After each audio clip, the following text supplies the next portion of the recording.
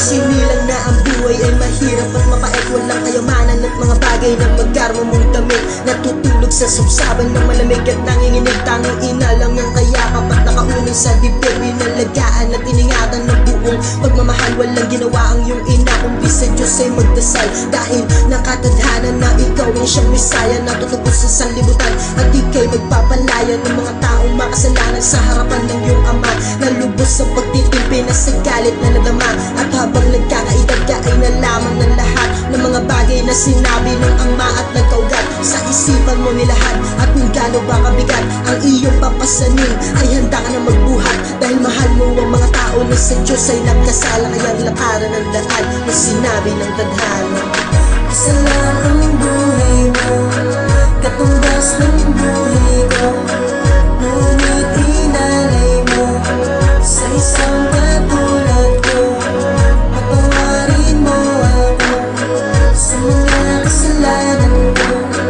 Nagalay ka ng buhay mo sa krus ng Kalbaryo. At ngayon, nagsimula kang maglakbay sa sanlibutan upang ipangaral ng salitang sa iyong ama ay natutunan unting binalot ng kabanalan ng isipan. Naglakbay ng may ngiti at walang pag-alinlangan. Bagkus lahat ng nagkaramdaman ay pinagaling. Pinakita sa mga tao na ang Diyos ay di sakit. Nagpakita ng iba pang himala sa sanlibutan. Punuhan ng disipulo upang mayroong makatuwang. Hanggang dumating ang araw na ika'y hinusgahan ng mga taong di sang-ayon sa sinasabi ko totohanan. Nilagyan ng pagdududa ang mga bagay na ginawa. Nagpapagaling sa may sakit ay hindi nung nagmula sa Diyos. Ang lahat ng bagay kundi si Diablo nagmula. Matang mapanghusga ginamit sa isipan nagsimula. Ngunit alam mo na ang mga bagay na mangyayari kang looban na ng ama. Kaya hindi ka na nagsisi. Isa lang ang buhay mo, katumbas ng buhay ko. Ngunit inalay mo sa isang katulad ko. Patawarin mo ako sa mga kasalanan ko.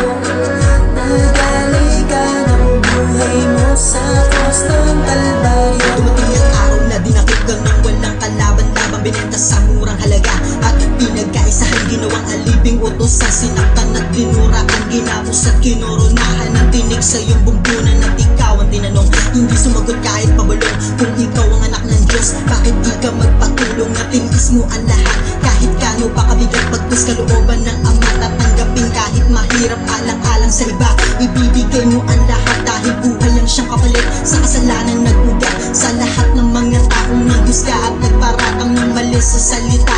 At ikaw ang siyang gumapang sa buhangin ng alikabok. Katawan mo ang siyang nalubok, sakit at hirap na dinanas at tiniis mo ang kirot. Habang hinahampas ka ng may pasang sa likod, ginawa mo lang para mapatawad. At ikaw ang lumuhod ng pagpapatawad ng ama. Ikaw na ang siyang nagparaya kahit nasuntok at sipa ang tinanggap sa mukha. Katawan mong gutay-gutay ang hinambalang sa daan. Habang inuusig ng mga tao na walang pakialam, tuwang-tuwa pa ang iba. Habang ika'y pinapahirapan, mas gusto nilang gumagapang ka habang sinasaktan. Nang hindi man lang nasabi dun sa iba na tama na, tigil na. Bakit sinasaktan nyo pa? Dugo at pawis ang pumatak para lang sa kapakanan ng ama sa kalangitan. Bakit siya ay pinabayaan? Kalooban na naghari kaya siya ay ginaganan ng Kalbaryo mo sa daan hanggang sa dulo ay pinasan. Mapakita lang ang pagmamahal ng Diyos sa sanlibutan. Tiniis mo ang kirot at lubhang kaparusahan.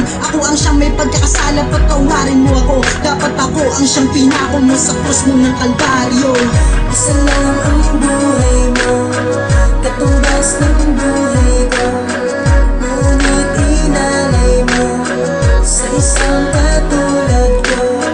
Patawarin mo ako sa mga kasalanan ko. Nagalay ka ng buhay mo sa krus ng Kalbaryo. Isa lang ang buhay mo, katumbas ng buhay ko. Ngunit inalay mo sa isang